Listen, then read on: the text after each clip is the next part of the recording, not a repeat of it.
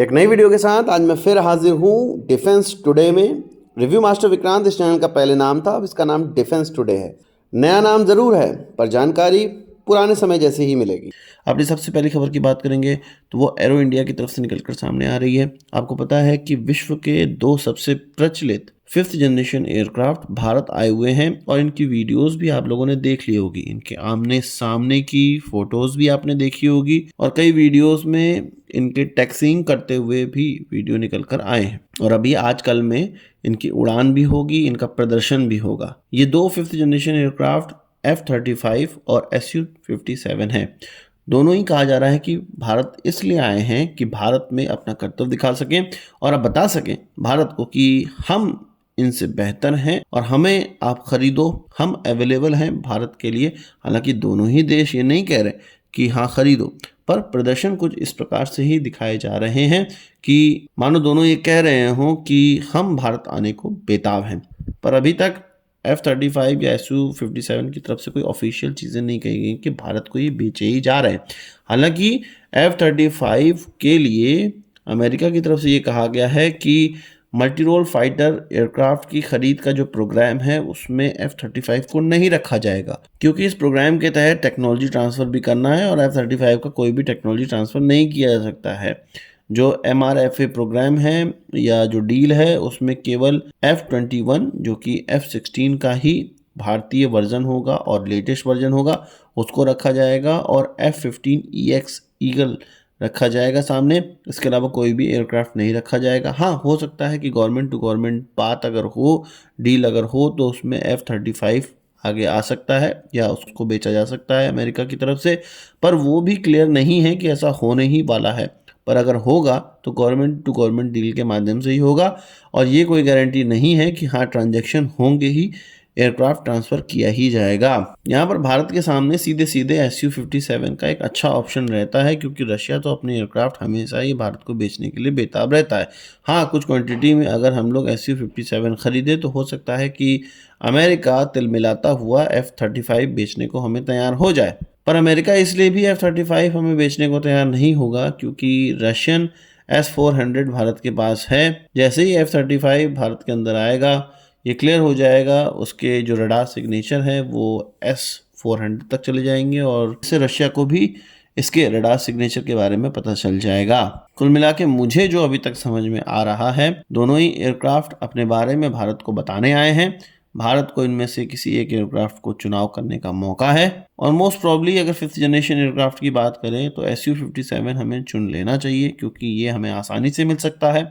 एक एक्सपीरियंस हमारे पायलटों को और हमारे वैज्ञानिकों को मिल सकता है, जिससे कि हम AMCA बनाने में ज़्यादा तेज़ी से काम कर पाएंगे। आपको क्या कहना है कमेंट बॉक्स में ज़रूर बताइएगा। बात कर लेते हैं कलवरी क्लास के सबमरीन की। 3 और सबमरीन जो कि स्कॉर्पियन क्लास के सबमरीन होने वाले हैं उनको हम खरीदना चाह रहे हैं और जिसकी डील मार्च 2025 तक लगभग कंप्लीट हो सकती है।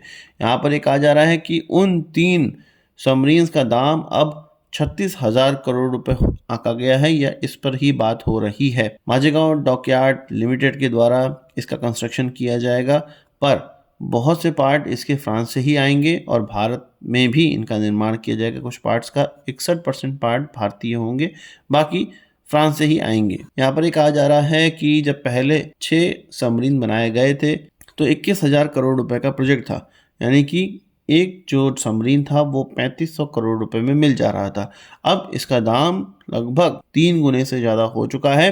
इसका मतलब ये है कि ये सबमरीन बहुत ज़्यादा महंगे हो चुके हैं, क्योंकि केवल 10 साल तो ही गुजरे हैं। अभी जो पुरानी डील हुई थी या अभी जो सबमरीन डिलीवर हुआ है लास्ट में वो उसको 6 महीने या 1 साल ही हुए हैं इसी क्लास के सबमरीन के, और 3 गुना दाम अब नेक्स्ट सबमरीन को खरीद में देना एक बहुत बड़ी बात है। यहाँ पर इसका की पॉइंट ये माना जा रहा है कि एयर इंडिपेंडेंट प्रपल्सन सिस्टम इस बार के कलवरी क्लास के सबमरीन में लगकर आएगा, तो इसके लिए फ्रांस को मॉडिफिकेशन करना पड़ेगा, ज़्यादा काम करना पड़ेगा।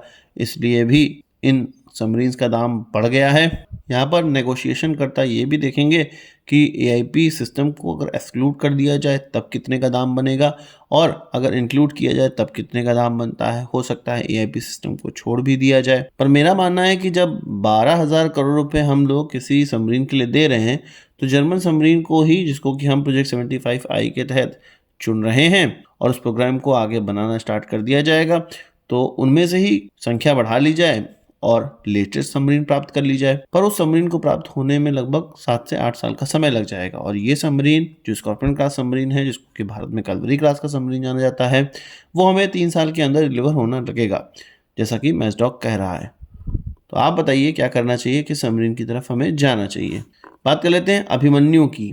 ये महाभारत का अभिमन्यु नहीं है, ये अभी कलयुग का अभिमन्यु है और न्यू स्पेस के द्वारा इसको बनाया जा रहा है। New space research and technology एक ऐसी कंपनी है जो कि विंगमैन कॉन्सेप्ट पे बनने वाले एयरक्राफ्ट को बना रही है या इस तरह के डेवलप कर रही है कॉन्सेप्ट। लॉयल विंगमैन कॉन्सेप्ट एक ऐसे छोटे UAVs हैं जो कि मेन एयरक्राफ्ट के साथ उड़ेंगे और उसको सहायता करेंगे अपने किसी ऑपरेशन को परफॉर्म करने में। तो इंडियन नेवी की तरफ से ये कहा गया है कि new space research and technology को एक कॉन्ट्रैक्ट दिया गया है MiG-29 और राफेल M के लिए विंगमैन डेवलप करना या लॉयल विंगमैन उनके लिए बनाना। इस कॉन्ट्रैक्ट के तहत कुछ संख्या में लॉयल विंगमैन खरीदे जाएंगे न्यू स्पेस से, और उनको इसको डेवलप करना है कि MiG-29 के लिए और राफेल M के लिए इन लॉयल विंगमैन का इस्तेमाल किया जा सके। इससे पहले लाइफ फिस्ट के द्वारा ये रिपोर्ट किया गया था कि मिनिस्ट्री ऑफ डिफेंस के इनोवेशन प्रोग्राम, जो कि IDEX के नाम से जाना जाता है, 2018 में हमारे प्रधानमंत्री के द्वारा इसको स्टार्ट किया गया था। उसकी विजेता न्यू स्पेस भी रही थी और उसके बाद से ही new space research and technology का नाम आगे आया था और लॉयल विंगमैन प्रोग्राम में ये काफ़ी अच्छा काम कर रही है। HAL के साथ मिलकर भी काम कर रही है। तो अब वो इंडियन नेवी के साथ भी मिलकर काम करेगी और हमारे जो कैरियर्स, एयरक्राफ्ट कैरियर से उड़ने वाले एयरक्राफ्ट हैं, उनके लिए भी लॉयल विंगमैन बनाएगी। आपको क्या कहना है कमेंट बॉक्स में बताइए। बात कर लेते हैं अल्जीरिया के एक मिनिस्ट्रियल डेलीगेशन की, जिसमें कि उनके डिफेंस मिनिस्टर आए हुए हैं, चीफ ऑफ डिफेंस स्टाफ आया हुआ है उनका, पीपुल्स नेशनल आर्मी का, और उनके द्वारा भारत फोर्स की पुणे फैसिलिटी का दौरा किया गया। यहाँ पर इनको भारत फोर्स की माउंटेड आर्टिलरी गन सिस्टम दिखाया गया और हॉवित्जर भी दिखाया गया, और एक से एक स्टेट ऑफ आर्ट टेक्नोलॉजी से लैस आर्टिलरी गन्स दिखाई गई। इन गन्स का शोकेस करने से ये भी हमें पता चल रहा है कि हो सकता है अल्जीरिया भारत फोर्स की गन्स या हॉवित्जर में इंटरेस्टेड हो और उसी के लिए भारत फोर्स की फैसिलिटी का दौरा करवाया गया हो सकता है भविष्य में हम लोगों को ये न्यूज़ मिले कि अल्जीरिया की तरफ से ये गन भारत फोर्स की खरीदी जा रही है। भारत फोर्स की गन तब ज़्यादा लाइमलाइट में आ गई हैं जब से आर्मेनिया को उनके द्वारा गन्स बेची गई हैं, और ये अच्छी बात ही है कि भारत फोर्स से और भी कस्टमर जुड़ेंगे तो भारत का ही जो डिफेंस एक्सपोर्ट है वो बढ़ेगा और भारत के अंदर जॉब्स और व्यापार आएगा। आपको क्या कहना है इस पर कमेंट बॉक्स में जरूर बताइएगा। आज की इस वीडियो के लिए बस इतना ही। आशा करता हूँ कि वीडियो पसंद आया होगा। आपको एक बड़ा आंसर जरूर देंगे। इस वीडियो संबंधित सवाल से जो हो कमेंट बॉक्स में जरूर लाइएगा, और यदि आपने हमारा चैनल सब्सक्राइब नहीं किया उसे भी कर लीजिए, क्योंकि हम इस प्रकार की वीडियो लाते रहते हैं। नमस्कार, थैंक यू, जय हिंद।